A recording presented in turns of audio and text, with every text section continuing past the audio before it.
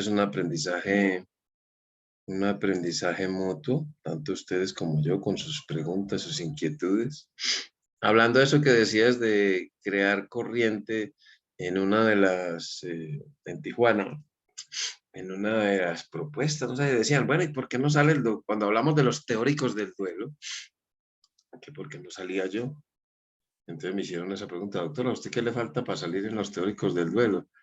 Y pues morirme. Cuando me muera, ahí sí saldré en los teóricos del duelo a lo mejor. Pero bueno, nada más un chiste que otra cosa. Pero bueno, vamos entonces, si les parece, a comenzar. Sé que para muchos será algo conocido y no dejemos de repetir y repetir, porque es que así es que se nos van quedando las cosas. Así el conocimiento se va sedimentando y nos van quedando las cosas esenciales, ¿verdad? Vamos a ver entonces sobre el duelo por muerte, que de hecho ustedes saben que es el duelo que más conocemos, ¿no? El duelo más estudiado siempre ha sido el duelo por muerte y también el modelo de entender lo que es un proceso de recuperación, un proceso de sanar, un proceso de superar, como dice mucha gente. Los duelos pues viene de lo que aprendimos del modelo de duelo por muerte, que el primero de ellos pues fue el modelo psicodinámico de Freud y de ahí pues hemos aprendido muchísimo. Fíjense que las heridas son distintas. Yo puedo perder un ser querido, me pueden robar algo, puedo perder la salud, puedo eh, perder una pareja, puedo perder el trabajo, el nido vacío. Todo este tipo de pérdidas distintas, al igual que yo me puedo cortar, quemar, raspar, desgarrar, arrancar, aplastar. Todos son diferentes tipos de heridas, pero el proceso de cicatrización es esencialmente el mismo.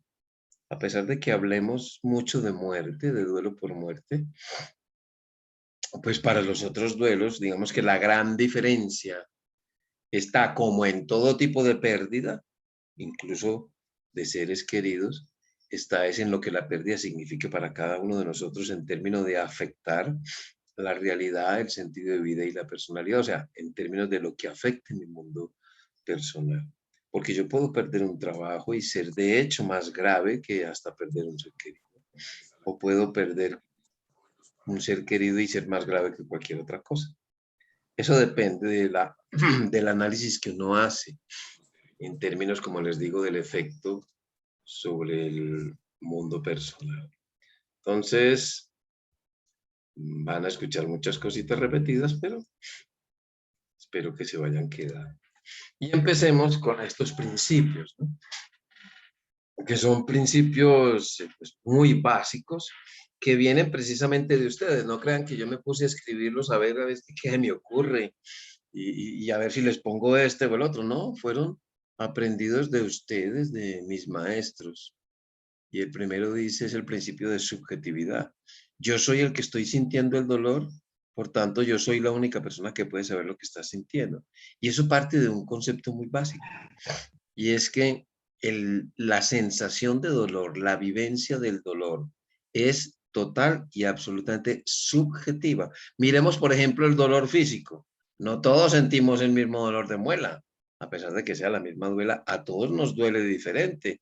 Hay gente con un umbral muy bajito del dolor, otra gente que es más aguantadora. Igual pasa con la pérdida de un ser querido. Todos tenemos un umbral distinto, pero sí es claro que yo soy el que estoy sintiendo el dolor, por tanto soy la única persona que puede saber lo que está sintiendo.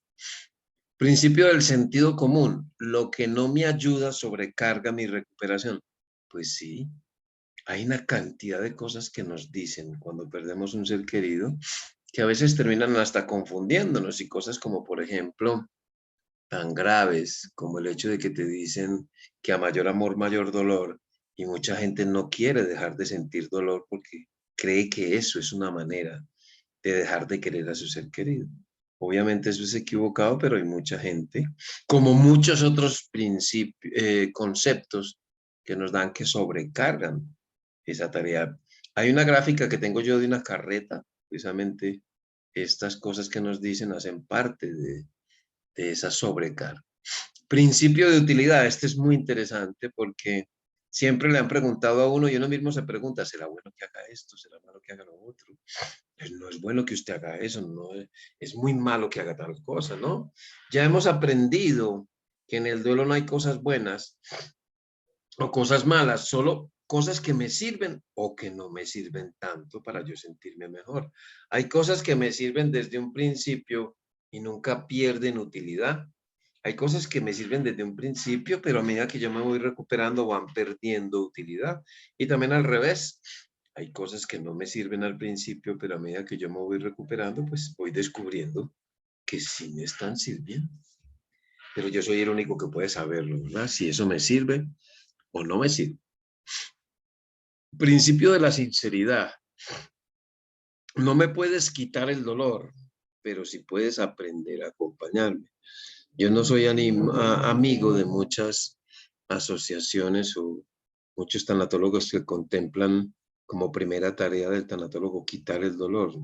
Yo pienso que esa no es la primera tarea y que el dolor, pues esa no es nuestro propósito. Nuestro propósito es acompañar a la persona y irle despejando un poquito el camino y aportarle algunas estrategias que le puedan servir en su proceso de recuperación, porque qué tal si yo empiezo a trabajar una persona que hace un mes se le murió el ser querido, hace una semana se le murió el ser querido y lo acompaño sin desistir en ese proceso, las cosas no van a ir a mejor normalmente. Las cosas van a ser cada vez peor y vamos a asistir, si es que no salimos corriendo, con el paciente a lo más profundo, al pozo más profundo de dolor y de tristeza, donde vamos a sentirnos como yo sí estaría haciendo bien las cosas, porque en lugar de mejorarla, veo que la persona está peor, pues ahí es donde tenemos que estar y no desistir nunca y ver cómo esa persona vuelve a resurgir de esas cenizas como el ave fénix. Por eso, si yo estoy con una persona pensando siempre que le voy a quitar el dolor y el dolor no se le quita, pues me voy a frustrar y voy a decir me equivoqué de trabajo. Principio del respeto. No me fuerces a hacer el duelo a tu estilo. Escúchame por encima de cualquier cosa. Pues sí, dejemos de decirle a las personas lo que tienen que hacer y más bien escuchemos lo que tienen que decir respecto a esas cosas precisamente que estamos planteando. Yo me recupero con mi forma de hacer las cosas. Otra persona no me puede imponer su estilo de hacer las cosas. Yo puedo aprender por imitación, mas nunca por imposición. Principio del valor. Evita todo comentario que busque directa o indirectamente minimizar mi dolor. No, es que ya tal cosa, es que ya esto, ya lo otro, ya tiene un angelito en el cielo, es que ya no sé qué, ya no sé cuánto. Validemos el dolor de las personas. Así nos parezca a nosotros que bueno, que sí, que es que ya tenía un cáncer y que ya no está sufriendo. Digámosle, sí, tienes toda la razón para que te duela. Eso duele mucho. Nuestra tarea es validar y crear ese espacio para normalizar ese dolor, no para criticarlo, minimizarlo. Principio de la cortesía. No me digas lo que tengo que hacer. Primero pregúntame cómo me siento con lo que estoy haciendo. Yo he escuchado muchas veces cómo se le dice a una persona que tiene que hacer esto, tiene que hacer lo otro. Primero dime cómo te sientes con eso. Por ejemplo, con esto casi siempre se ven las cosas que pertenecían al ausente. No, es que usted las tiene que regalar, las tiene que sacar. No, señor, pregúnteme primero cómo me siento con eso. Si yo me siento bien, ¿por qué tengo que hacer lo que usted me dice? Primero preguntémosle a la persona cómo se siente con lo que está haciendo. Principio del amor. Aunque esté en duelo y tenga mucho dolor, muchas veces ni yo mismo sabré cómo me pueden ayudar. Simplemente sentirme amado y abrazado me ayudará.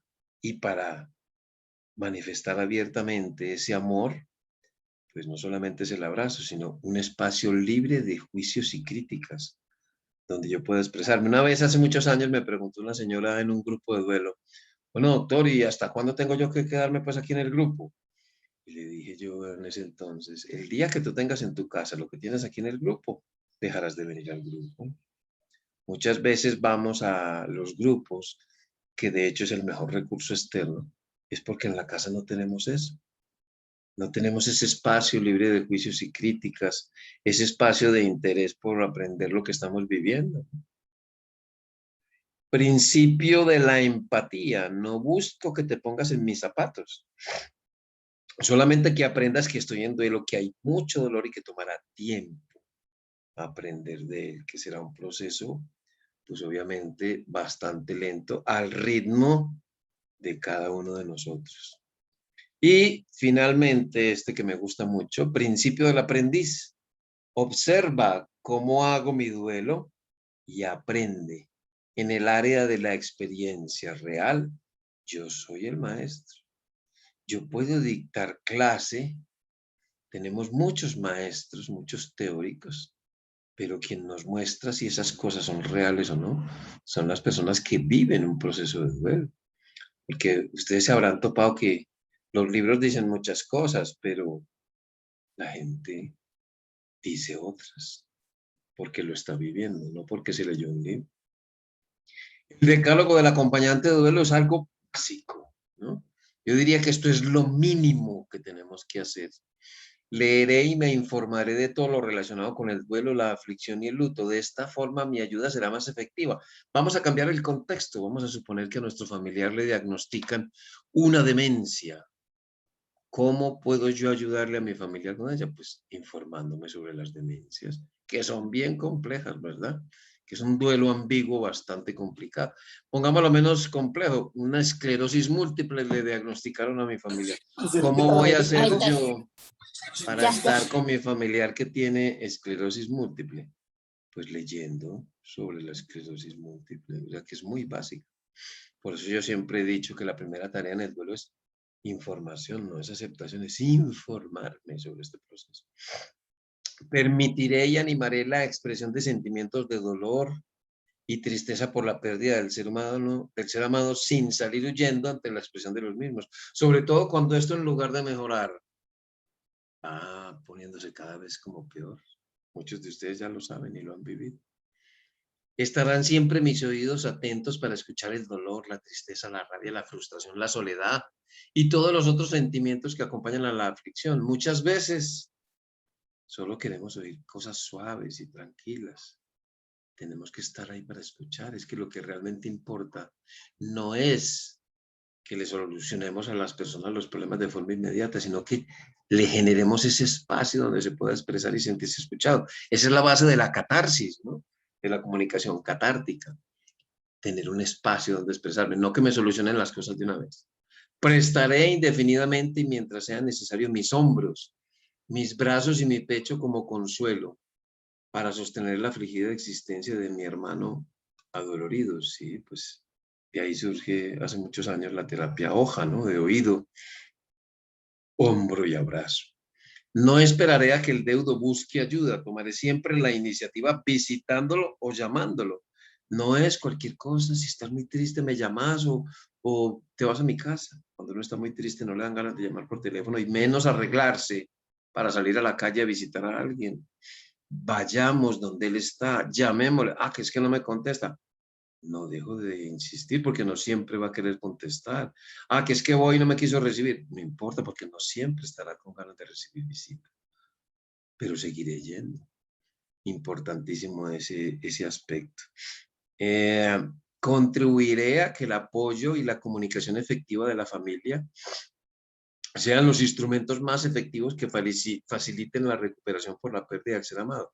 Por supuesto, porque la familia es el recurso más importante para uno recuperarse, pero recuerden que tiene que ser una familia capacitada. Todos deben tener más o menos la misma información para que sepan cómo ayudarse. Porque desafortunadamente, pues a los grupos de duelo, por ejemplo, solo va un familiar, un deudo principal, y los demás, pues es difícil que vayan. Ojalá fueran todos. Respetaré las diferencias individuales en la expresión del dolor y en la recuperación del mismo, por supuesto, porque el duelo es como un traje hecho a medida. A mí me queda uno, puede que a ustedes no les quede ese mismo. Por eso el disponer de muchas estrategias que veremos en este encuentro tanatológico en agosto, pues el disponer de muchas estrategias de afrontamiento me permite precisamente eso, el tener mis combinaciones de estrategias que son las que me sirven a mí, puede que a otra persona otras combinaciones le sirvan.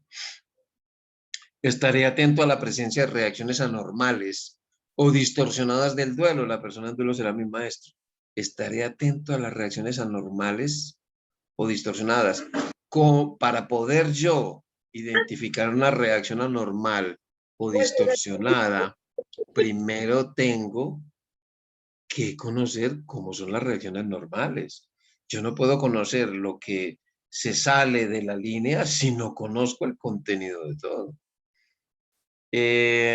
Animaré la realización de todas las actividades necesarias para la promoción, mantenimiento de la salud y prevención de enfermedades durante el duelo. Sí, porque el duelo es una época muy peligrosa.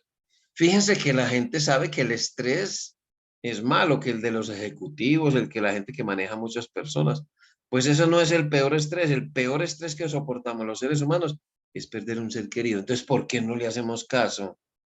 Y no nos preocupamos por nuestra salud cuando perdemos un ser querido, y sí porque estamos manejando a 350 empleados. Es más estresante perder un ser querido, muchísimo más. Tanto que es la situación psicológica más estresante que podemos soportar los seres humanos.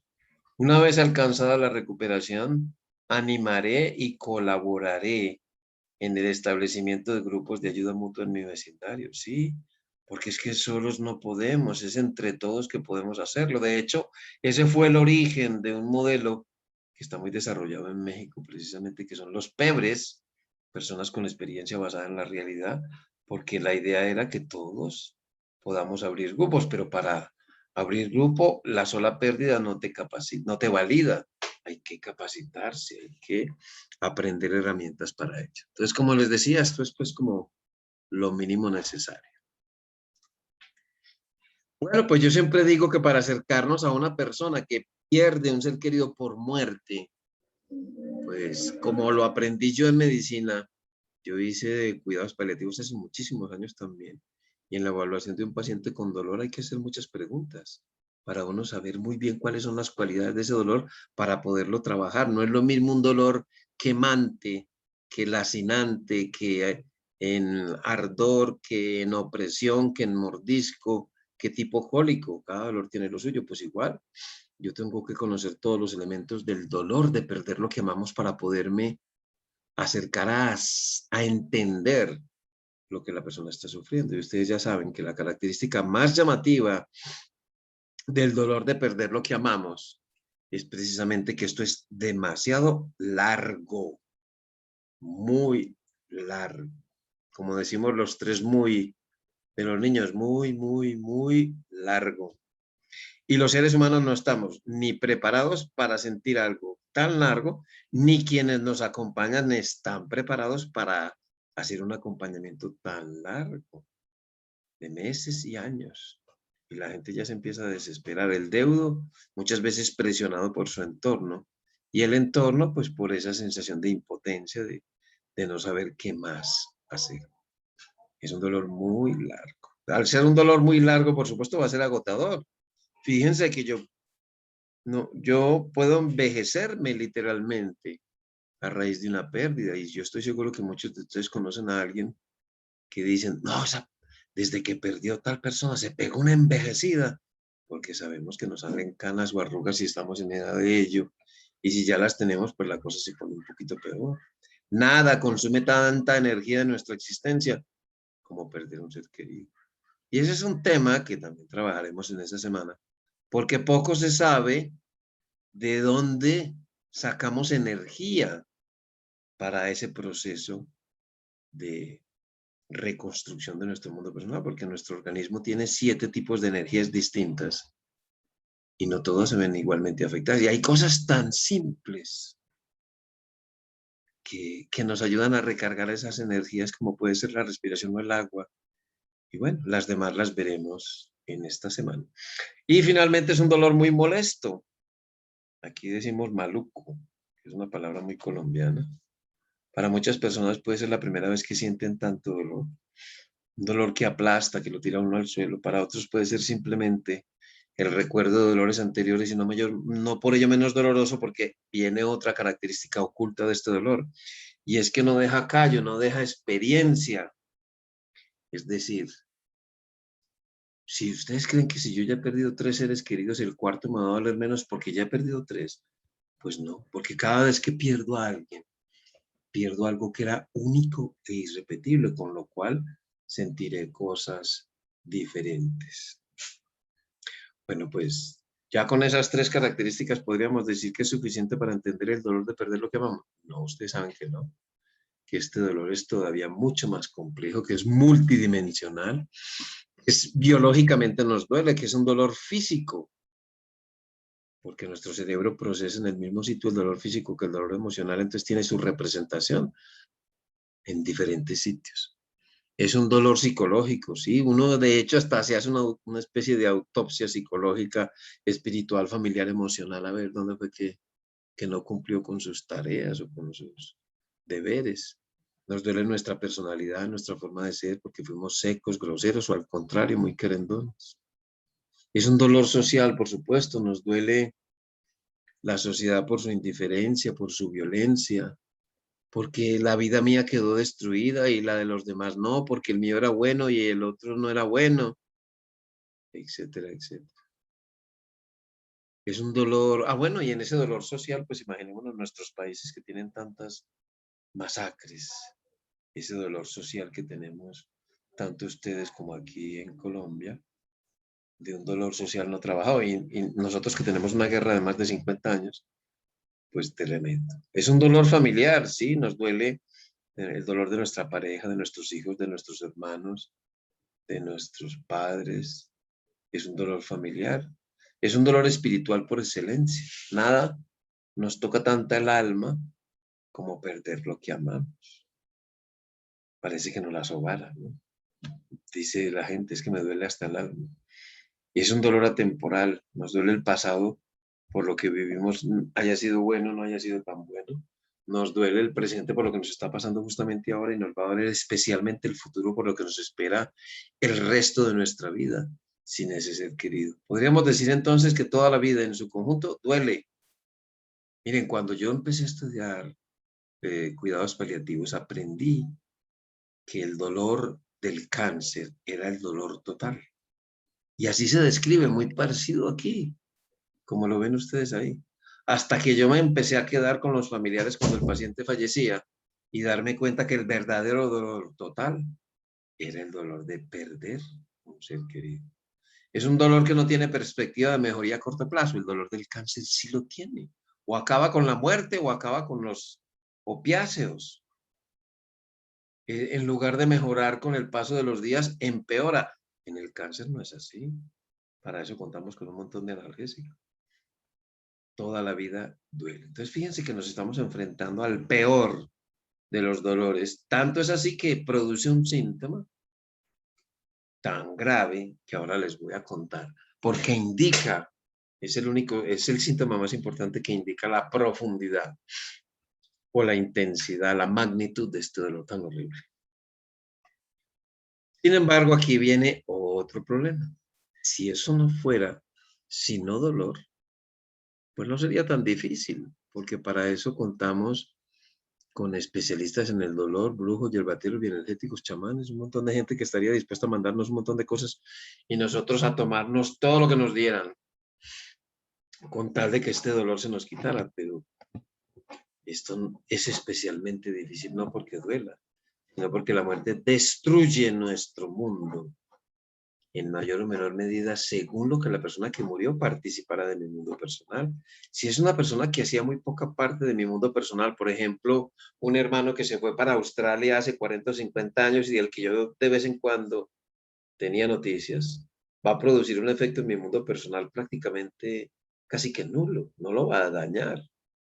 Pero si es el hermano con el que yo trabajo, todo el día estamos juntos, estudiamos la misma carrera, salimos siempre juntos, trabajamos en la misma empresa, etcétera, etcétera. Ahí sí que va a tocar mucho mi mundo personal. Pero fíjense, esto es lo que nosotros llamamos apego, lo que nosotros depositamos en las personas de nuestro mundo personal. Y aquí es donde entra esa frase de que el problema del duelo no es un problema del amor, es un problema de los apegos. De hecho, después de mucho sufrir, uno termina dándose cuenta de que no ha dejado de amar ni pizca a su ser querido, que le sigue amando. Incluso a veces da la sensación de que amamos más al ausente de una manera compensatoria. Entonces, eso que a mayor amor, mayor dolor, no, a más apego, más problemas. Pero se puede la gente confundir, desafortunadamente todavía se habla mucho de esa frasecita. Y como les decía en un principio, pues habrá gente que no quiera dejar de sentir dolor porque cree que si no siente dolor es que no quiere a su ser querido. Y eso no es así. Miren aquí, esto no es más que una representación, cómo cada ser humano, un hijo, un hermano, una mamá, una pareja, representa distintas cosas de nuestro mundo personal. Y no es que este del superior izquierdo sea mejor que el otro, no, todos son distintos. Ahí no estamos hablando de ni magnitud de dolor ni de amor, sino de lo que esa persona absorbía de mi mundo personal. Ahí es donde está pues la diferencia. Sin embargo, ustedes saben que hay muchos factores que modifican lo que expresamos. Por eso es que todos reaccionamos distintos, no porque seamos solamente personas diferentes. Miren todos los factores que en cada uno de nosotros, incluyendo si somos familia, pueden tener un impacto distinto. Ya vimos el primero, el tipo de apego. Yo me apego distinto a mi mamá y a mi papá que mi hermana, que mi otro hermano, que el menor, que el mayor, etcétera. Tipo de pérdida, bien es conocido que no es lo mismo una pérdida súbita que una pérdida anticipada. Pérdida súbita por violencia, accidente, suicidio, enfermedad aguda, producen más estado de shock emocional, mayor confusión, mayor aturdimiento que una muerte anticipada por una enfermedad como el cáncer, una enfermedad neurológica, neurodegenerativa, pulmonar, cardíaca, etcétera, que permite cierto periodo de adaptación. Y si yo parto de una situación de mayor aturdimiento, mayor confusión, puede significar, no necesariamente, pero puede significar que me cuesta un poco más de tiempo. Ahí está metida, por ejemplo, en las muertes súbitas, por la agudeza, por la rapidez y por las circunstancias. La pérdida por COVID generalmente es una pérdida de tipo súbita. La personalidad, pues sí, ahí sí es importante. Todos somos distintos. Yo me recupero, como les decía, con mi forma de hacer las cosas. Yo no lo puedo hacer como lo hacen los demás. Y aquí no solamente se debe al hecho de que todos somos distintos, en todos todo duelo es diferente, sino que también entra en juego el género. Tradicionalmente, pues se ha dicho de los hombres el modelo macho man, que es una manera muy racional, muy cerebral, muy de pensar, muy de usar la cabeza, el cerebro. Y las mujeres de una manera más emocional, más expresión emocional. Pueden haber diferencias y si eso no lo tenemos presente, pueden haber conflictos, digamos, entre hermanos o entre una pareja cuando muere un hijo. Calidad y cantidad de los recursos internos y externos. Sí, pues es que para uno recuperarse solo cuenta con esos dos tipos de recursos. Los internos, que vienen de nuestra edad, de nuestra experiencia, de nuestro conocimiento, de experiencias previas con la muerte, de nuestras estrategias de afrontamiento, de nuestra espiritualidad. Pero también están los recursos externos, que son los que vienen de otras personas o grupos, incluyendo la religión. Se sabe que los mejores resultados se dan cuando usamos tanto los recursos internos como los recursos externos, pero también habrá seres humanos que no tienen suficientes recursos internos para hacerlo ellos solos, como son nuestros niños y aquellos familiares con algún grado de discapacidad cognitiva que al carecer de suficientes recursos internos y externos, pues dependen básicamente de nosotros. De ahí que sea tan importante el duelo infantil, que tendremos un día muy bueno hablando sobre el duelo infantil. Participación en el cuidado y duración de la enfermedad, por supuesto, y va a tener un impacto sobre todo si es muy largo o es muy corto el cuidado. Nivel de comunicación, muy importante, porque una de las cosas que más afecta a la muerte es el nivel de comunicación y está esa expresión clásica de yo no lloro delante de mis hijos para que mis hijos no se angustien más, entonces los hijos tampoco lloran delante de la mamá para que la mamá no se angustie más y el hermano mayor no lo hace delante de la hermana menor y la hermana menor no la hace delante del hermano mayor y así, entonces la familia en lugar de cerrarse sobre sí mismo se dispersa. Ya veremos cómo podemos mejorar esas cosas. Crisis concurrentes, por supuesto. El duelo o la muerte, no, la vida no te dice, te quité un ser querido, te voy a dejar 3 o 4 años para que te recuperes sin traerte problemas, ¿no? La vida sigue trayendo problemas a veces de tanta gravedad que colapsan nuestra capacidad de afrontamiento o interrumpen el proceso, lo ralentizan, lo pones más lento. Rol del fallecido y pérdidas secundarias, pues si a más roles, más problemas. Y no solamente perdimos un ser querido, sino que perdimos muchas otras cosas que contemplamos como pérdidas secundarias, antiguamente llamadas pérdidas menores, pero se quitó eso de mayor o menor, pues por no despreciar las otras pérdidas, ¿no? Pérdidas secundarias que pueden llegar a ser muy importantes. Y a veces hasta las personas, los terapeutas pueden confundirse a la hora de evaluar en una paciente en particular cuál era su pérdida primaria y cuáles son las secundarias. Cultura, bueno, y pondremos ejemplos en las jornadas tanatológicas. Cultura y concepto de muerte, ¿sí? Esto que sentimos por perder lo que amamos no viene codificado en los genes, es aprendido. Y se supone que todo lo que se aprende se puede desaprender, pero en el caso de la muerte puede ser un poquito complicado, pero veremos más sobre ese tema y sobre el concepto de muerte cuando hablemos mucho de los niños. Edad del deudo del ausente, veremos las diferentes expresiones del duelo según la edad. Obviamente no es lo mismo que un niño pierda a su papá a los 5 años, que a los 15, que a los 30, que a los 50. Y tampoco va a ser lo mismo si yo pierdo un bebé en el embarazo, que si pierdo un bebé recién nacido, un niño de 5, etcétera. O yo soy un niño de 5, etcétera, etcétera. Ya veremos más ampliamente eso en las jornadas. Y finalmente, pues religiosidad, mitos personales, familiares y sociales vigentes. Sobre todo en el tema de los mitos tenemos cantidad de mitos que muchos de ellos hacen parte de las famosas distorsiones cognitivas que dificultan y nos hacen sufrir más. Por eso, muy importante, también lo trabajaremos en las jornadas, aclarar esos famosos mitos, ¿no?, que tiene la muerte. Entonces, como ustedes ven, muchos factores que modifican lo que expresamos cuando muere alguien. Obviamente, pues siendo médico, tengo que hacer énfasis en la importancia que tiene el cuidarse, ¿no? Porque el duelo es una época muy crítica. Yo les explicaré o les recordaré a qué se debe el hecho de que sea tan fácil enfermarnos en el duelo. Incluso sabemos que la mortalidad cardiovascular aumenta hasta 21 veces en las primeras 24 a 48 horas y persiste en niveles elevados durante mucho tiempo. Las consecuencias de un duelo son muy graves y los sistemas de salud no están preparados para esto. Ni siquiera las empresas están, por supuesto, ni las de salud. Hay mucho que trabajar, mucho que realizar actividades de promoción y prevención, promoción de la salud y prevención de la enfermedad, porque, vuelvo y les repito, estamos sometidos a la situación más estresante que podemos soportar durante muchísimos meses. ¿A ustedes les ha parecido estresante esta pandemia? Pues el duelo es peor todavía que la pandemia.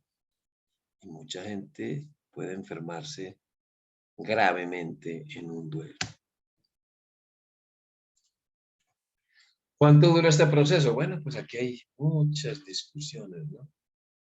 La gente discute mucho y si ustedes se basan en los libros de criterios médicos, que hay dos, que son el DSM-5 y el CIE-11, pues van a encontrar opiniones muy distintas, ¿no? Pero si le preguntan a una persona en duelo, le van a decir que esos criterios no son reales. ¿Cuánto nos va a durar el dolor de perder a un hijo, de perder una mamá, una pareja? Pues es diferente a cuánto voy a tardar en recuperarme. ¿Cierto? Que recuperarme no significa dejar de llorar. Recuperarme significa reconstruir mi mundo personal en mayor o menor medida. Entonces habrá gente que se recupere en muy poco tiempo, dependiendo de todas las variables que vimos hace un ratico, y habrá gente que necesita muchísimo tiempo. Lo cierto es que el tiempo no cura las heridas, eso ya lo sabemos, ¿no? Que es más lo que haces en ese tiempo, pero tampoco nos explicaron a qué tiempo se referían y sabemos que el tiempo del duelo pues es un tiempo, el tiempo que domina la experiencia del duelo es el tiempo subjetivo, que es la vivencia que cada uno de nosotros tiene en el paso del tiempo cronológico. Y sabemos que los momentos alegres acortan el tiempo subjetivo y los momentos tristes y aburridos y dolorosos alargan el tiempo subjetivo, con lo cual esa es una de las tareas en el duelo, ¿no? Facilitarle, buscar cuáles estrategias ayudan a que la persona, esos momentos de tranquilidad, pues sean más largos y esos momentos de angustia, pues sean más cortos. Sabemos entonces en promedio que el proceso puede tardar tanto como 3 o 4 años. Habrá gente que le dure menos, por supuesto, pero habrá gente que necesite ese tiempo o incluso más, porque su vida está llena de conflictos, ¿no? Muy bien, aquí viene otro tema que es muy complejo y que siempre me encuentro yo con esto. Miren, las fases del duelo, las fases del duelo de Kubler-Ross son las fases del duelo por enfermedad. Ella describió sus fases en los pacientes terminales, no en personas en duelo por muerte.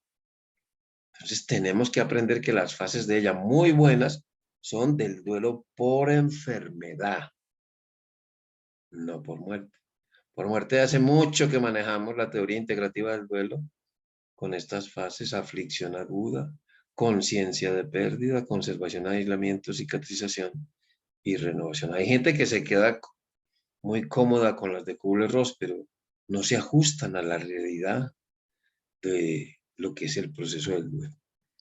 De hecho, estas fases también se intercalan, se solapan, decimos.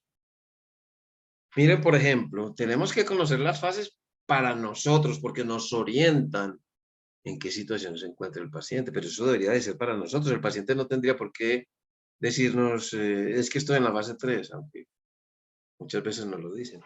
Para nosotros, más bien, hablemos de momentos. Miren, por ejemplo, el momento B. ¿Por qué sucede eso? Porque los seres humanos vivimos en el presente con un pie en el pasado y otro en el futuro, y eso se refleja tal cual en el duelo. Miren el momento B, predomina la fase 2, todavía hay elementos de la fase 1 presentes y asuntos sin resolver de esa fase, y ya hay elementos de la fase 3. Lo mismo en el momento C, en el momento D y en el momento E. Es una mezcla de cositas. Pero yo tampoco soy amigo de decir que es que estoy retrocediendo, ¿no? En el duelo siempre se va para adelante, que pueden resurgir síntomas de fases anteriores, sobre todo las famosas oleadas de angustia aguda que nos dan esa sensación de retroceso, pero eso no es un retroceso, es un resurgir de un síntoma propio de las fases iniciales que puede ser recurrente, disparado por algún hecho en particular, algún recuerdo agudo de la ausencia. Entonces, muy rápidamente, esta primera fase del duelo, sabemos que tiene una duración promedio entre 1 y 3 meses. A veces se acorta y a veces se dilata.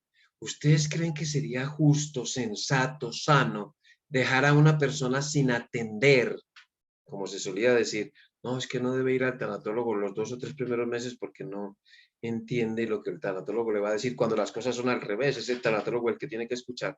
¿Ustedes creen sensato decir a una persona, dejar a una persona sin atención 2 o 3 meses con toda esta sintomatología tan horrible? Pues no, sería tanto como decirle a un diabético que le acaban de diagnosticar 350 de glicemia, que no, pues que se vaya para la casa a ver cómo lo maneja y que vengan 2 o 3 meses a ver cómo está. Pues no tiene sentido. A mí eso me hace ruido feo cuando dicen que no vaya tan temprano. Cuanto antes se busque ayuda, tanto mejor, porque evitamos que se formen patrones disfuncionales del duelo, formas más dolorosas, más tormentosas, más pesadas, más angustiantes.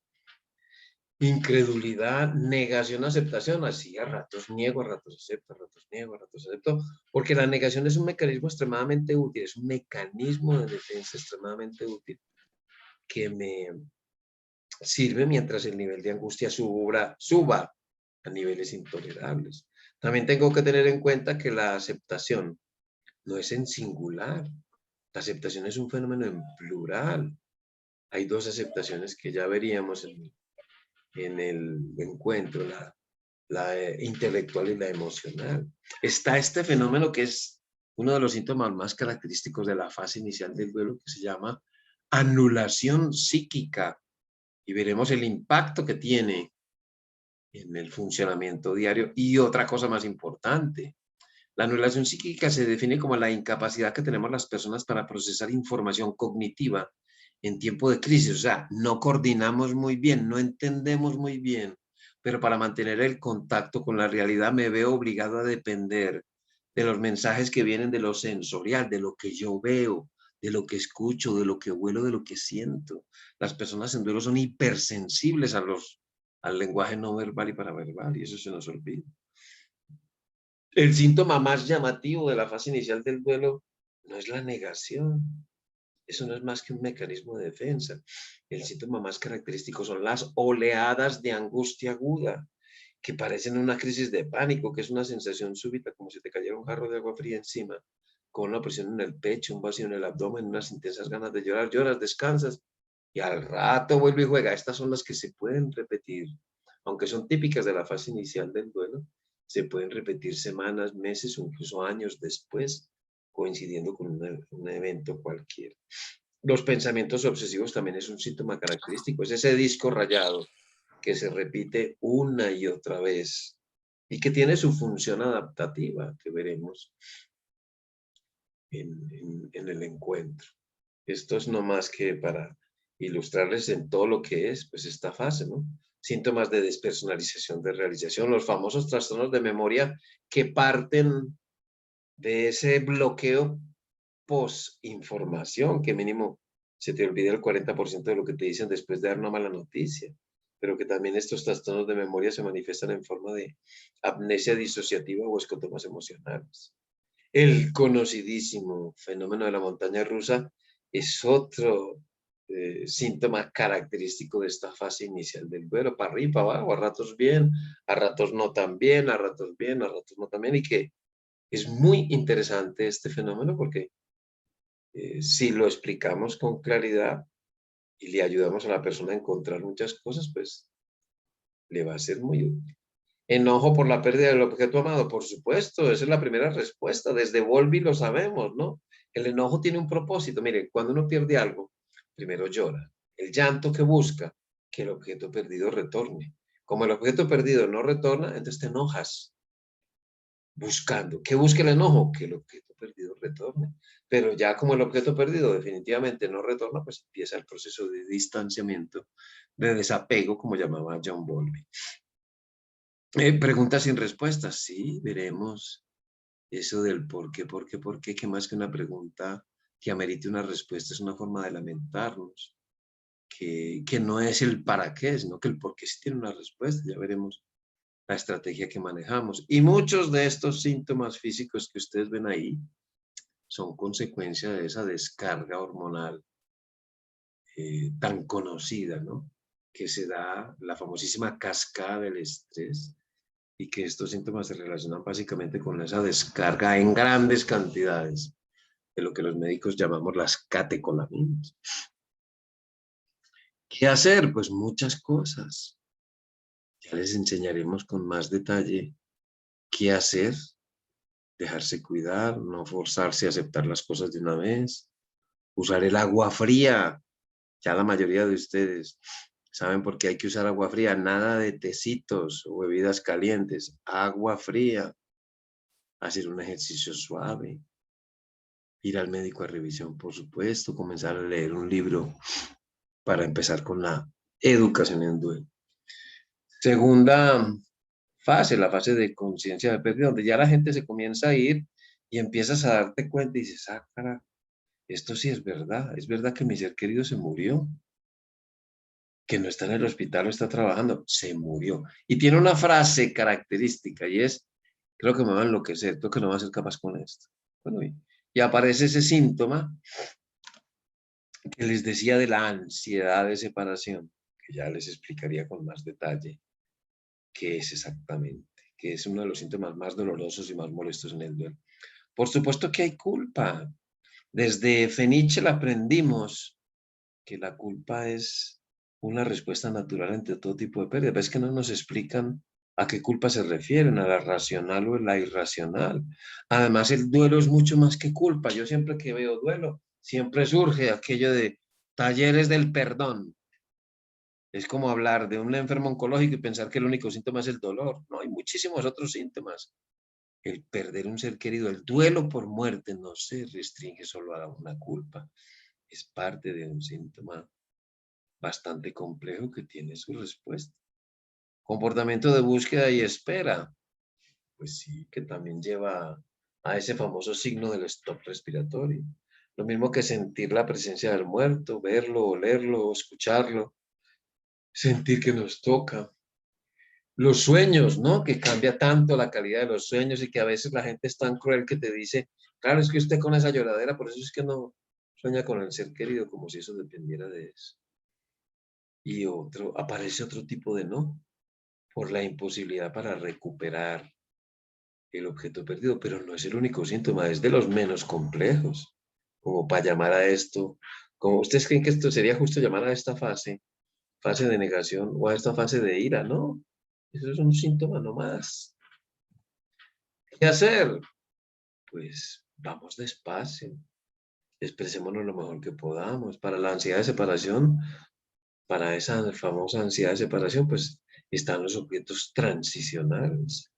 Siempre será bueno que continuemos o iniciemos algún tipo de actividad física, diferenciar los dos tipos de culpa y no sobreangustiarnos por el comportamiento de búsqueda. Nos espera muchas cositas para hacer.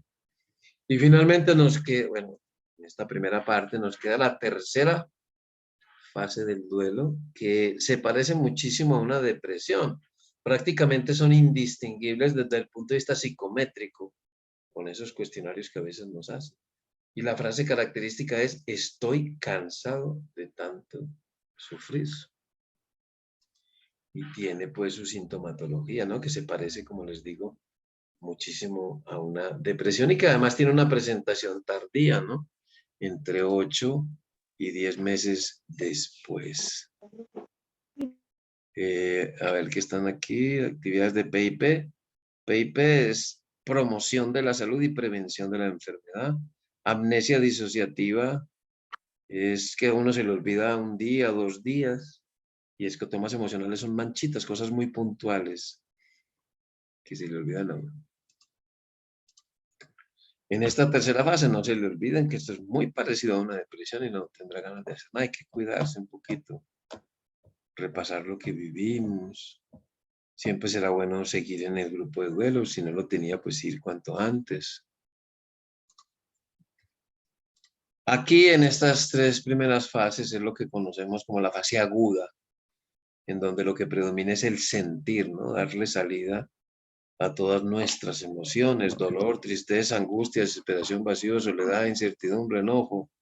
Hay muchas cosas que dejar salir. Recuerden que duelo que no se expresa es duelo que no se cura. La palabra mágica en el duelo es sentir. Cuando ya volvemos a pensar otra vez en nosotros mismos, retomamos esa postura, comienza esa fase de reconstrucción, ¿no? Ya mi vida no gira en torno al muerto. Empiezo a pensar en mí mismo primero.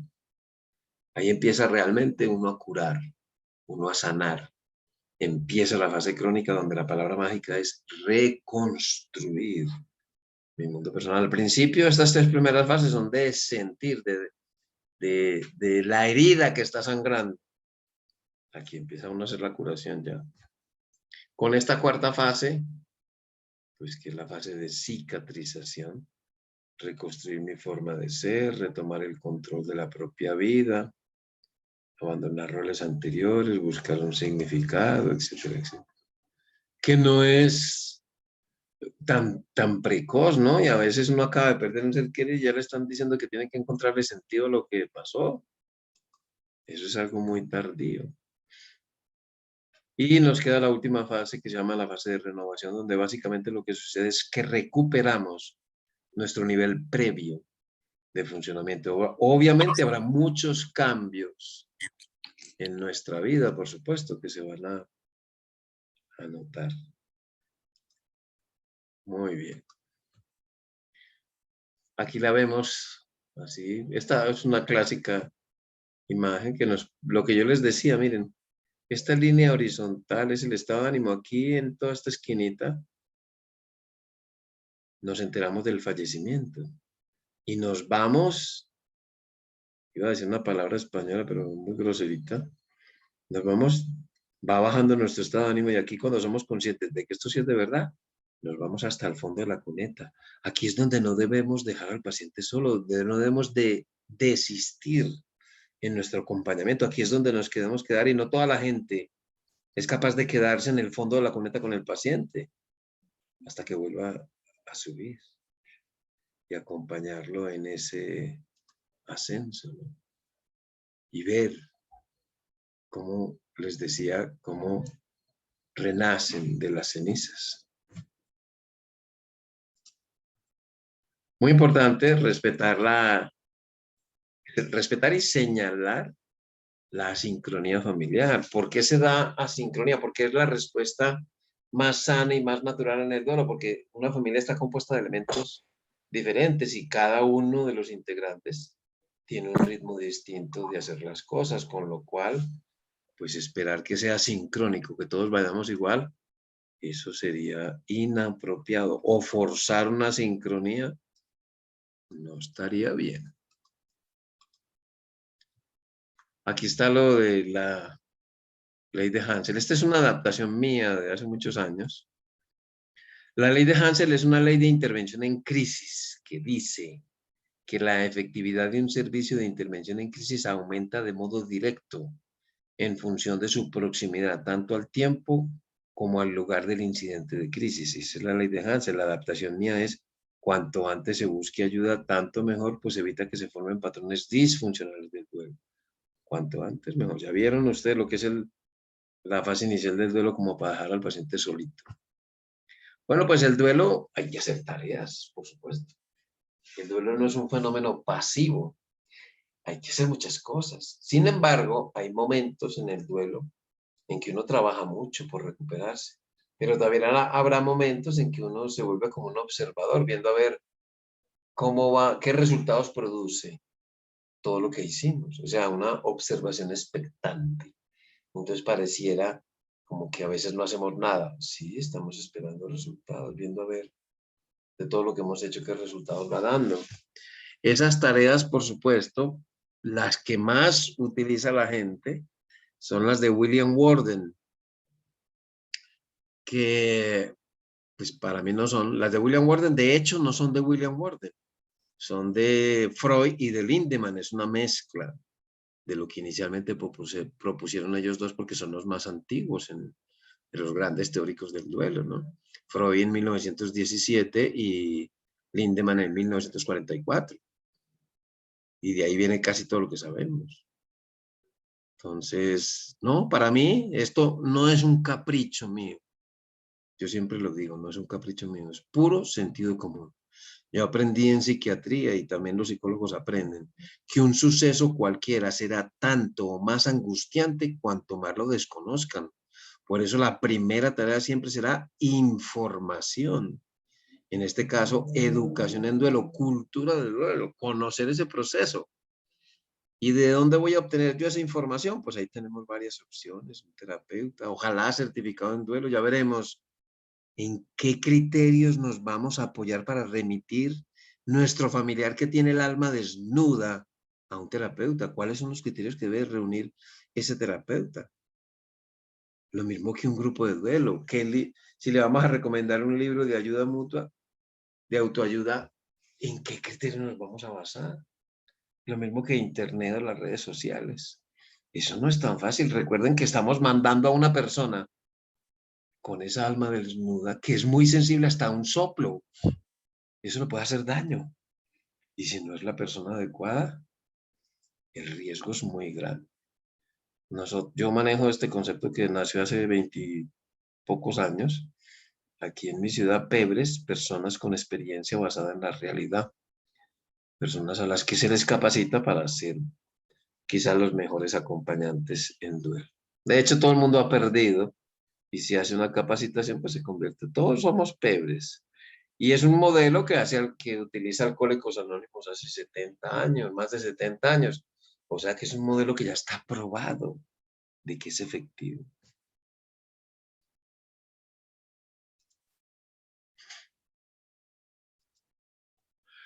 Segunda tarea, ventilación, como les decía, duelo que no se expresa es duelo que no se cura.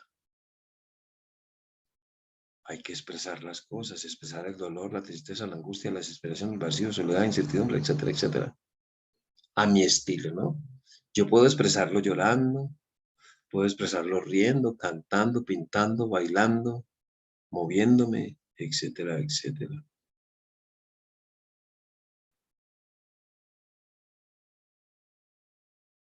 Bien, estoy mirando aquí lo que ustedes han escrito, aunque vamos a dejarlo para el principio para poder terminar.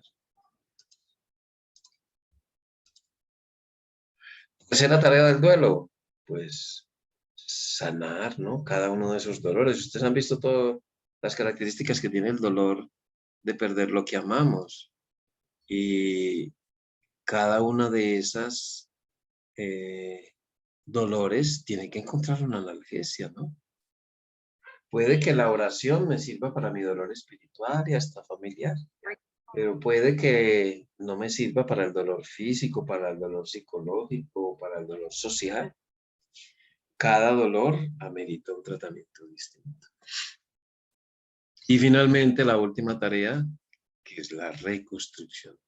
Hablaremos mucho de reconstrucción en el encuentro tanatológico porque esa es la parte más larga y en la que menos experticia tiene la gente en el proceso de reconstrucción de significados, porque es la parte más larga, ¿no? Para poder yo recuperarme, tengo que reconstruir, tendré que hacer un inventario y luego utilizar eso que queda como elemento o base para su reconstrucción. Ahí generalmente sí va a necesitar un poquito de ayuda de un terapeuta que esté capacitado pues en ese tema.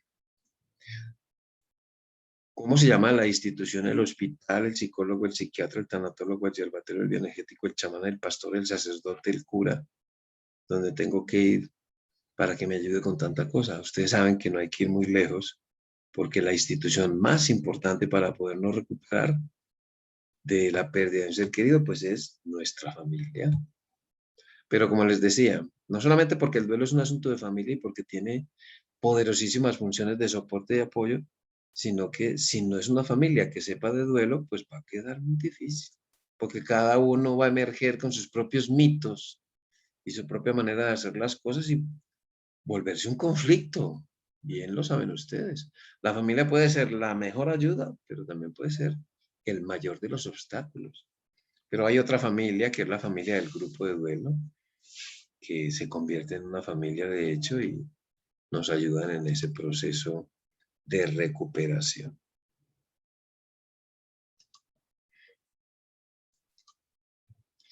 Bueno, estrategias para trabajar con las familias, el de fusing y el de briefing. Hablaremos mucho en el encuentro de esto. De hecho, yo me he propuesto que este año sea el año del debriefing, ¿no? Que toda familia en duelo merece un debriefing. Ojalá todo el mundo aprendiera esto y trabajara con las familias. Porque la base de la recuperación de la familia como unidad de duelo para sus propios miembros es desde hacer un debriefing. Ahí es que comienza. Recuperar la comunicación, invertir mucho en eso, crear espacios libres de juicios y críticas, respetar la sincronía, respetar los diferentes estilos de afrontamiento, pero se pueden compartir estrategias de afrontamiento, respetando los límites personales, conmemorar juntos y el famoso protagonista, ¿no? Donde, fíjense, a la gente le da mucha sorpresa cuando se les dice que una de las tareas más importantes en el duelo es hacerle la biografía a su ser querido. Les da mucha sorpresa, obviamente, pues diciéndoles más cositas. Y la terapia que yo siempre propongo desde hace muchos años, que es la base. Sobre esta, ustedes pueden construir todo lo que quieran y poner su estilo de hacer las cosas, pero toda ayuda en duelo debe partir de escuchar al paciente y escuchar es muy difícil. Veremos, hay un taller muy bueno que haremos sobre la terapia hoja para aprender a escuchar, veremos los errores más comunes, valoraremos nuestra capacidad de escucha Un hombro para recostar la afligida existencia y un abrazo. Fíjense que eso es muy básico, un abrazo mínimo de 20 segundos, por lo menos 4 o 6 veces al día. Fíjense qué tan básico es eso. Creo que estamos para terminar. Muy bien, estrategias individuales. Pues hay muchas, ¿no? Desde un diario de duelo, un diario de campo, bitácora, cartas epistolares. De hecho, esta semana que viene, creo, empezaré un taller, o esta semana, o bueno, creo que es la semana que viene, empezaré un taller de escritura terapéutica, que es un tema que me encanta, ¿no? La escritura terapéutica. La silla vacía, la resolución de asuntos pendientes, el taller de los 4 perdones que haremos este taller, taller amor versus apego, biografía de la relación. Muy bien, eso es lo que tenía así como abrebocas para comentarles. Entonces, ahora sí les toca a ustedes hablar y yo descansar. No, mentira, yo les respondo aquí. Sé que hay algunas inquietudes, no sé, Nora, si Nora o Carmen las quiere leer o adelante. Sí, Carmelita es nuestro apoyo para las El preguntas, apoyo, el apoyo técnico. el apoyo técnico para las personas que quieran, que tengan alguna pregunta, por favor, levanten su manita. La mano virtual que tenemos ahí, Carmelita nos va a estar dando la palabra. O también la pueden escribir en el chat si no quieren. El chat también.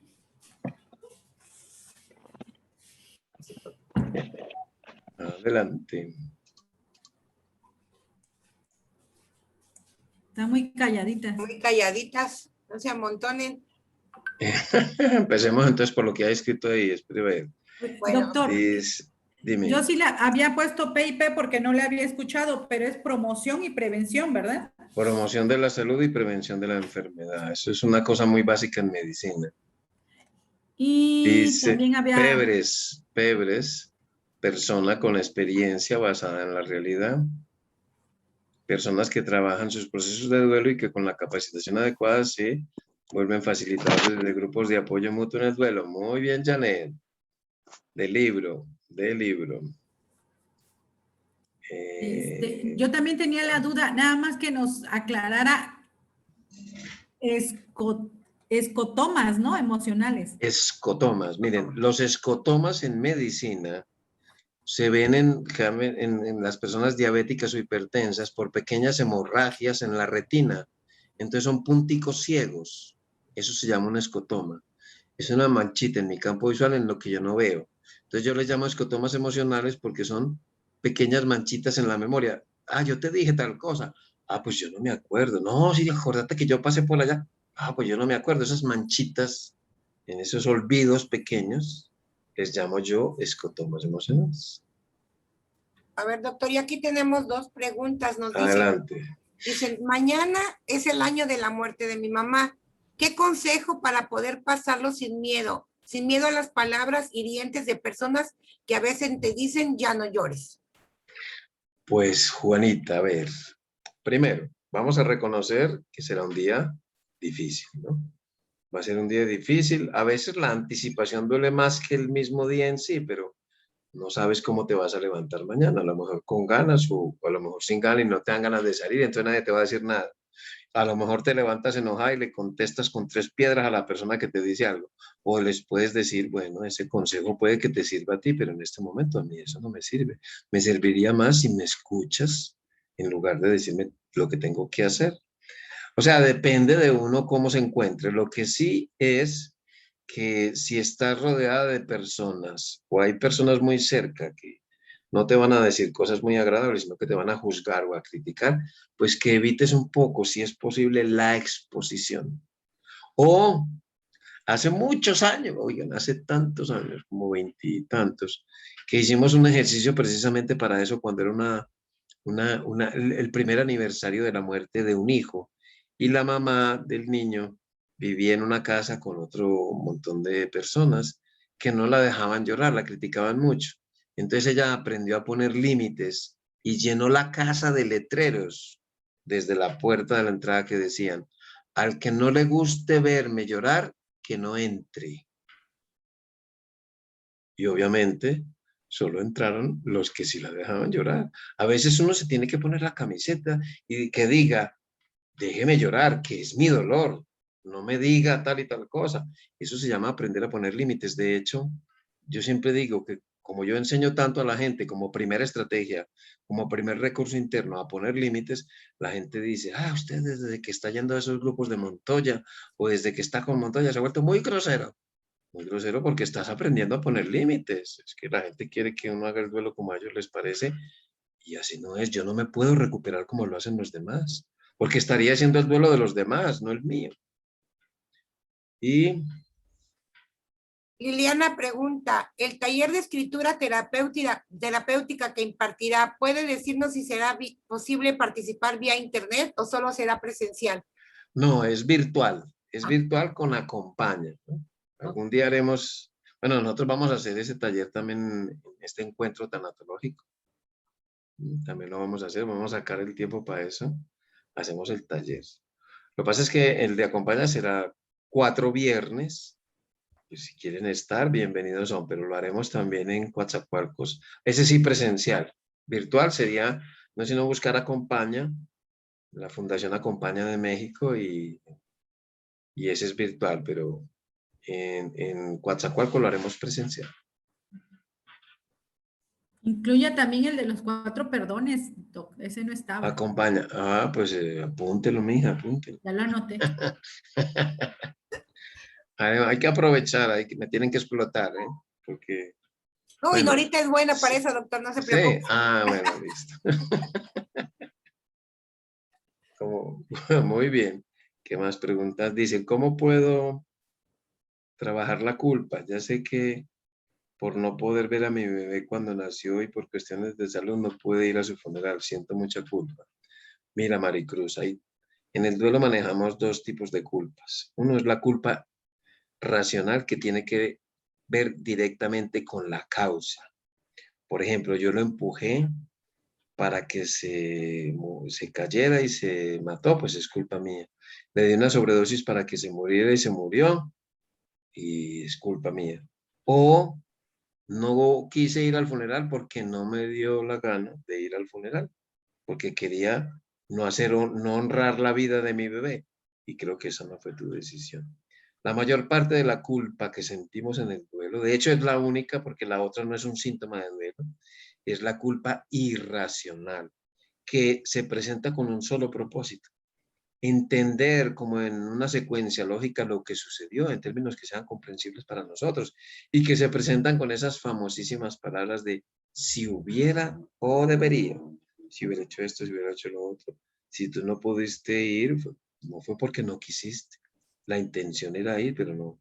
A lo mejor fue que no te dejaron, ¿no? Por lo que alcanzo a entender ahí.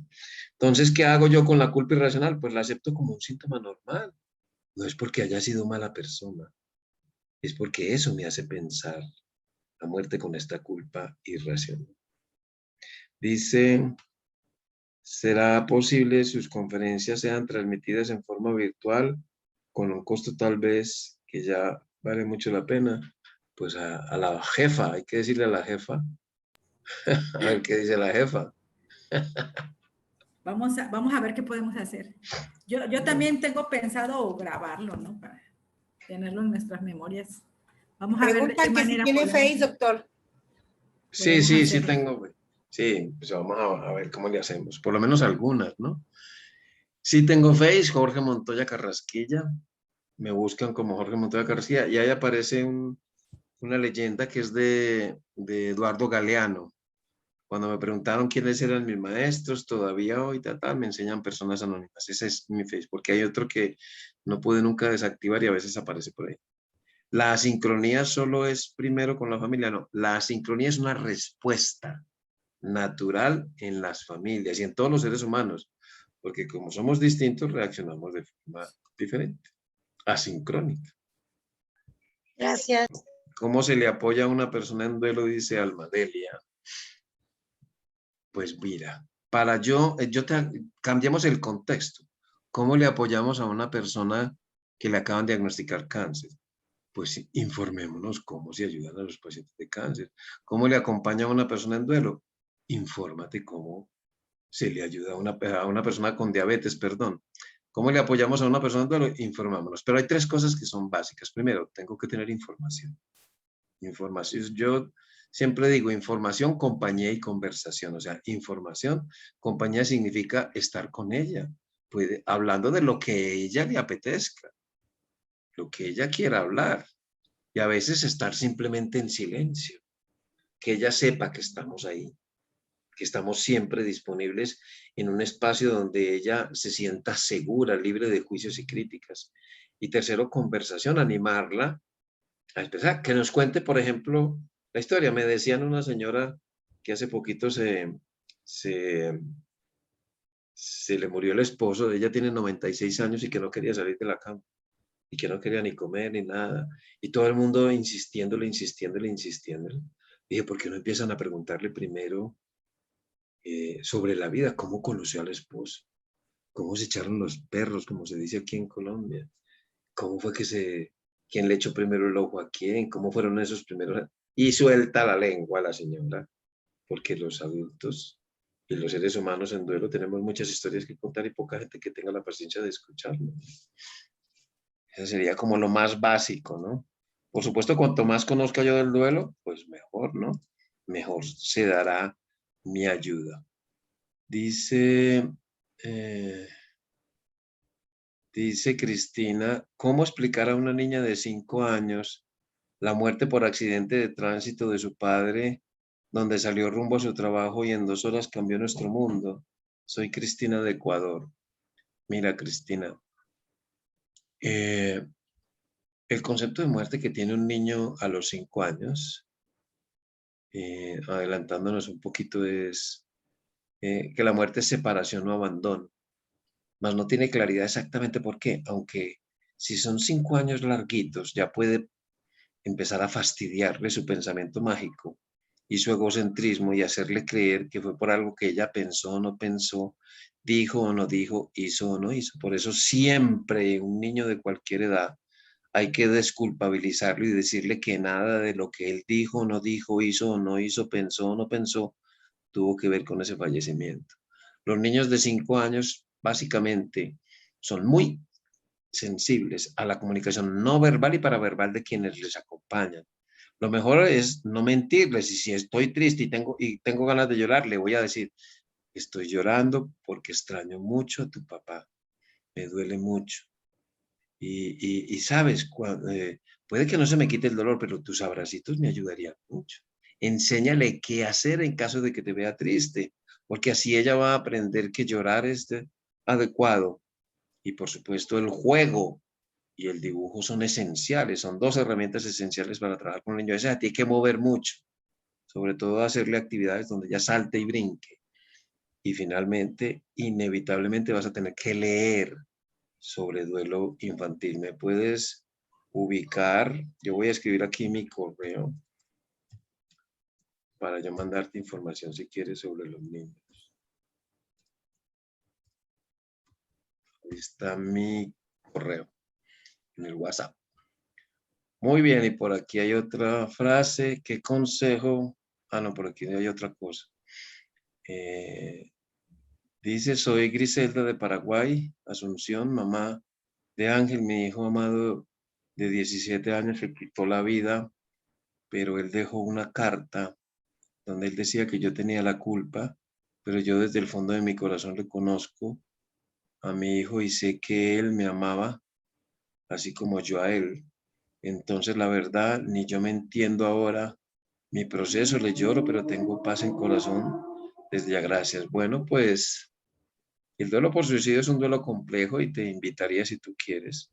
Yo tengo un grupo de duelo por suicidio todos los jueves a las 5 de la tarde, hora de Colombia, hora de Ciudad de México. Y ahí hablamos mucho de este asunto, de todo lo que tiene que ver con el duelo por suicidio. A veces esas palabras vienen de un gran enojo y un gran resentimiento. Esas no son palabras de amor y me imagino que tú conocerías muy bien a tu hijo y entenderías un poco mejor desde dónde las escribió. ¿Qué consejo me puede dar con su experiencia para poder despedirme de mi bebé aún sin haberla conocido? Pues mira, yo también tengo un grupo de duelo perinatal los miércoles a las 5 de la tarde, hora de Colombia, por si también quieres estar. Pues escríbele una carta a mi bebé. No sé si ya le has puesto nombre. Escribirle una carta donde le digas todo esos sueños que construiste con ella, todo lo que te hubiera gustado vivir, todo lo que lamentas, su ausencia, su pérdida. Y puede que sea una carta, puede que sean dos, puede que sean 500 cartas, hasta que tú ya digas, ya escribí, ya le dije a mi bebé todo lo que tenía que decir y haces un ritual con eso. Griselda, ¿quieres participar? Bueno, me escribes a mi correo, ahí está mi correo para yo meterte en la lista de correos y estás cordialmente invitada. Muy bien, ¿qué más preguntas? Ya son todas, doctor. Bueno, pues yo había dicho que una horita, eso no fue la hora y media. Estuvo bien. Pues muchos de estos temas van a ser mucho más ampliamente y más despacio, más tranquilamente, de manera presencial. Será así más platicadito que unas charlas magistrales. Y nos veremos entonces en Coatzacoalcos en 22 al 28 de agosto. Y les quiero comentar, les estoy compartiendo ahí la imagen. Por cuestión de espacio, solamente pusimos 3 libros. Y son los que vamos a estar, bueno, ya los tenemos en venta. Doctor, ya no le había comentado que ya los trajimos de Veracruz. Yo llevo 2 de aquí, que solo se consiguen aquí, que Ah, son el duelo, guía y orientaciones prácticas y el de actividades con los niños. excelente. Entonces ya tenemos estos 3 para venta, para que ya los pueden adquirir. Va a empezar un domingo, vamos a concluir un sábado. Antes de eso vamos a tener algunas actividades con las personas que se integren al grupo, algunas reuniones, también algunas salidas Tertulia. bueno, ahorita les paso lo de la tertulia, pero vamos a estar conviviendo con el doctor sobre todo. Empezamos el domingo 22 y concluimos oficialmente el sábado 28 de agosto. Y vamos a tener cursos, talleres, también va a haber consultas personalizadas de 45 minutos, vamos a tener la firma de libros, nuestro temario, aquí le vamos a anexar también la parte del taller de los 4 perdones y el de escritura. Este es nuestro temario. Entonces, para que las personas interesadas nos pueden escribir a Carmelita, una servidora, a Francis, a Janet incluso también, para darles más información. Estamos haciendo un gran esfuerzo con el doctor para tener accesibles estos cursos y talleres. Estamos dando un descuento de acuerdo al número de sesiones en que se inscribirán. Si se inscriben a las 7 sesiones serían 3,000 pesos y de ahí sucesivamente vamos haciendo descuentos por cada sesión. Por una sesión serían 500 pesos. Pueden empezar a apartar. Vamos a tener, esto va a ser en horario de 3 a 8, 9 o 10 de la noche, no sabemos hasta desde las 3 vamos a empezar, 4 de la hasta mañana, que el cuerpo aguante, tenemos que explotarlo. Y bueno, va a haber consultas personalizadas en horario de 9 a 12, ¿sí? Las sesiones son presenciales, es que Sí, preguntas si eran todo esto virtuales, es todo es presencial. presencial, ¿sí? Y va a haber también un evento gratuito que es la tertulia tanatológica, que vamos a ver cuántas personas participarán. Todo esto va a ser cupo limitado y va a ser en la sede de la Fundación Carime. Si Dios quiere, ojalá que ya tenemos ahí un proyecto de organización de una sala de la sala VIP de la Fundación. Esperemos que ya esté concluida para cuando esté, doctor. Y si no, pues vamos a buscar otro lugar para que realicemos la tertulia tanatológica de manera gratuita para todas las personas. Hay que llevar la copita de vino para esa tertulia. Claro que sí. Tequilita, doctor, tequilita. Tequilita, bueno. Sí, entonces va a estar todo muy bonito, con mucho amor sobre todo esto.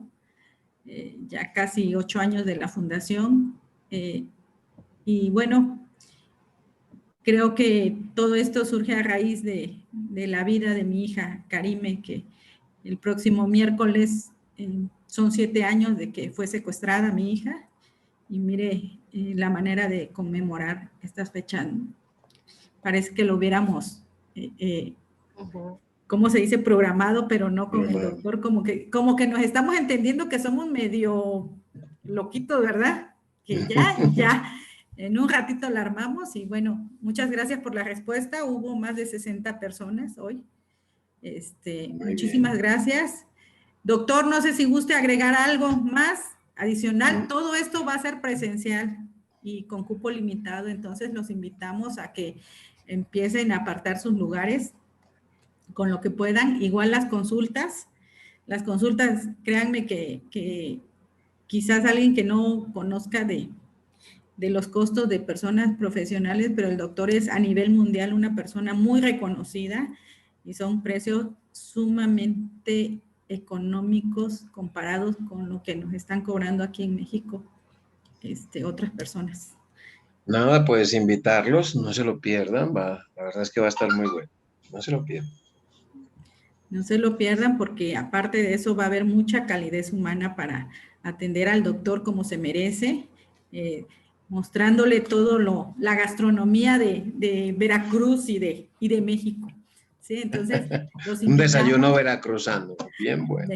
Bien veracruzano.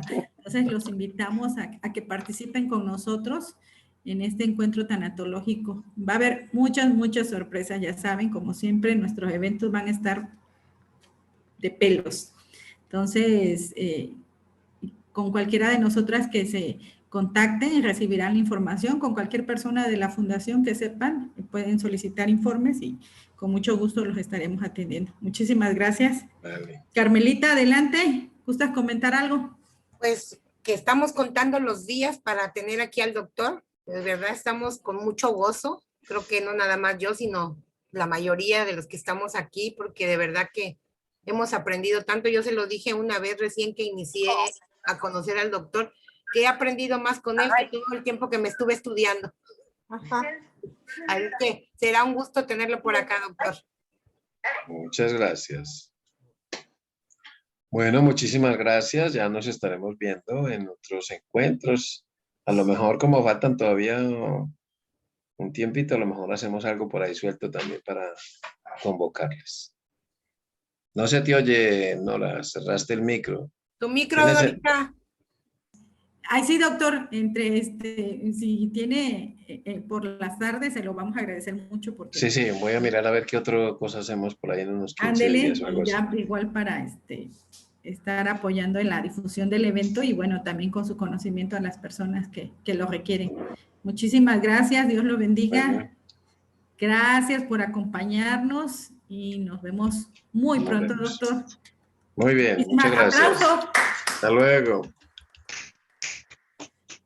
Nos vemos. Gracias. Bueno, gracias a todos. Gracias. Buenas noches. Hasta luego. Muchas gracias, doctor.